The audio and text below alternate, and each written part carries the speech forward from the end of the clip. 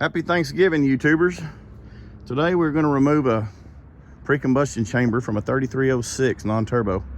It's actually going to be out of this old D5B 25X that we bought for parts. It caught an engine fire and that's how we bought it. So you can see we've already robbed some good stuff off of it. And I'm about to do this just for an informative video. All right, the first thing we need to do is drain your coolant level.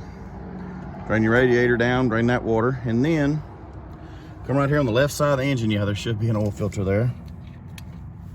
That's your block drain. Let it run. Of course, this one's is already empty. The block's busted here, and the head's cracked here. So, just showing you the steps.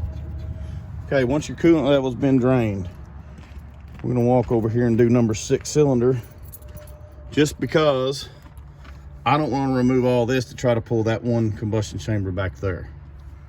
We're gonna do this one. Makes it much easier, one line.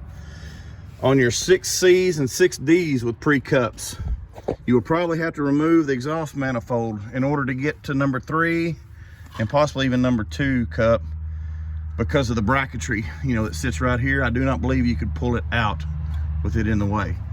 If you have done it, please let us know. Fill it in the comments, help some of these guys out. Otherwise, you'll need to pull the exhaust manifold off too. So here's what we're gonna do. We got the coolant drained.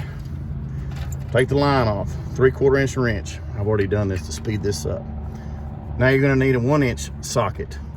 This is gonna take the injector body out and the fuel nozzle. Look at there. There's your fuel nozzle. Now it should be finger tight. If you wanna replace your fuel nozzle, now's the time to do it. This one actually is a, let's see here. It's an 8 Nancy 4697. This is a 3306 non-turbo out of a D5B 25X. So some of you guys have that okay. When you're replacing them, just run it down finger tight. I'll show you what's in here.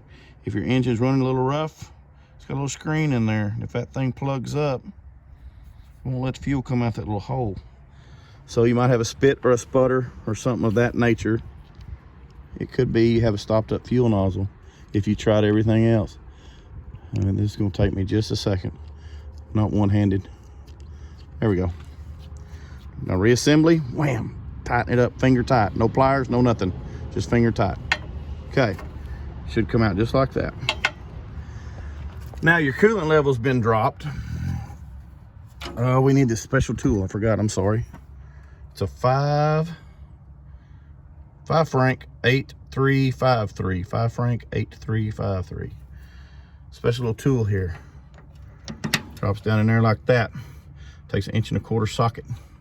Crack that thing open and it's just unscrewed. Now I had to use a 3/4 breakover and a 6-foot cheater pipe, but I got it cracked. It wasn't that bad. Now we're gonna remove the chamber, and here we go.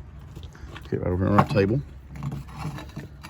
There's supposed to be, it's already deteriorated for so many times I've taken this thing out. This is like take 12 on videos to get it right. Anyway, here's what your seal, where your seal should be.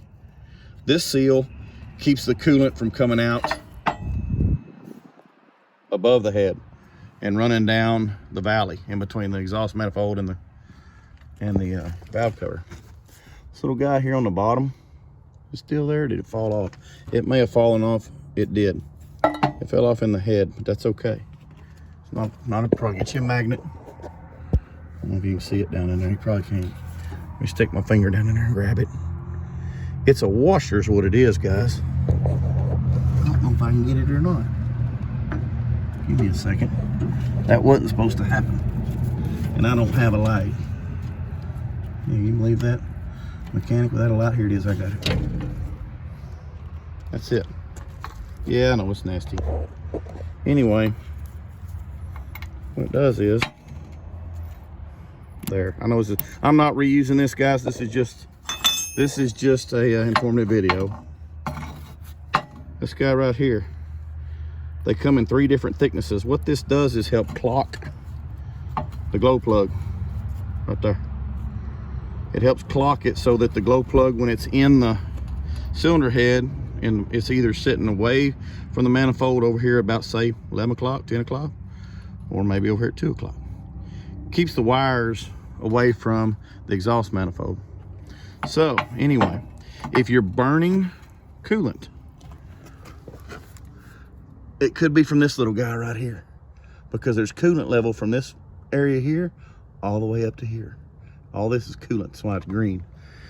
So if that's leaking, it can actually put water down on top of the piston. So let's reassemble. Now, if you're installing new combustion chambers, you'll want to get these new gaskets. Here's our shims on the bottom. And to first install, to do a mock-up, dummy up, put you some anti-seize. I had Loctite in the other video, boy, I was wrong there. Put some anti-seize on this and it'll kind of help hold it, stick it, glue it. And put some anti-seize there and put some right in here. Leave this seal off, leave the glow plug out. Now, drop it down in there. You go to turning. Now let's say with that middle one on, that glow plug ends up right there. Well, right here's exhaust manifold. You don't want that. Let's say you want it back here. Put a thicker gasket on it and it'll back it up to there. Or if you're here and you want it on over here, put a thinner one on it, allow it to turn a little farther.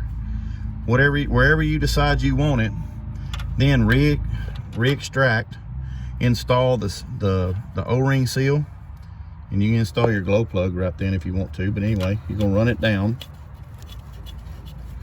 Now that you know what gasket you need on the bottom. There, see, we're sitting over here at about 1 o'clock, which is okay.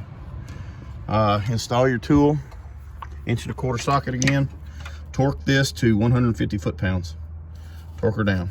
Okay, that's tight. Now, let's say you decided to go ahead and replace your nozzles. Okay, so you've spun it on right there. That's it, that's good. Then you're gonna install an O-ring seal here. 1-inch socket. Run that down like that. Torque it. I think it's 110 plus or minus 5 foot-pounds, but I do not know for certain. I have to double check with the book.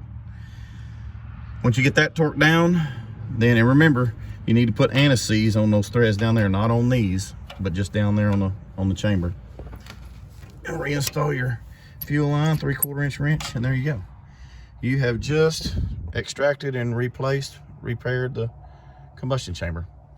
Just an informative video. If y'all have any questions or anything, please leave them in the comments and we will see if we can get them answered for you. May y'all all have a happy Thanksgiving and God bless. Thank you for watching.